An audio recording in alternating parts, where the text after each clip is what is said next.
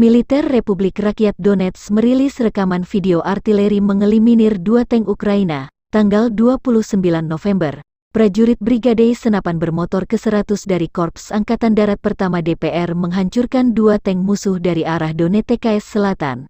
Demikian keterangan videonya.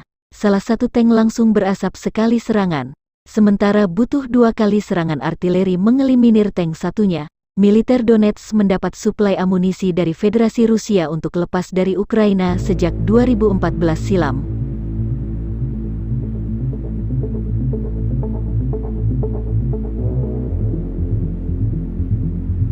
Konflik Rusia dan Ukraina memasuki bulan ke-9.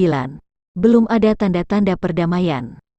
Juru bicara militer Rusia Letnan Jenderal Igor Konashenkov, tanggal 29 November melansir secara total, 333 pesawat terbang dan 177 helikopter, 2.581 kendaraan udara tak berawak Ukraina dinetralkan sejak awal operasi.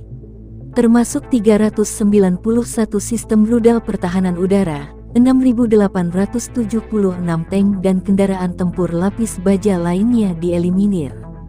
Juga 904 kendaraan tempur yang dilengkapi dengan MLRS, 3.628 meriam dan mortir artileri lapangan, serta 7.406 unit militer khusus dan perangkat keras dihancurkan selama operasi militer khusus, kata Konashenkov. Sementara laporan dari Kiev, Kementerian Pertahanan Ukraina melansir 480 prajurit Rusia meninggal dalam 24 jam terakhir. Termasuk 3 tank dan 2 jet tempur Rusia ditembak jatuh dalam sehari.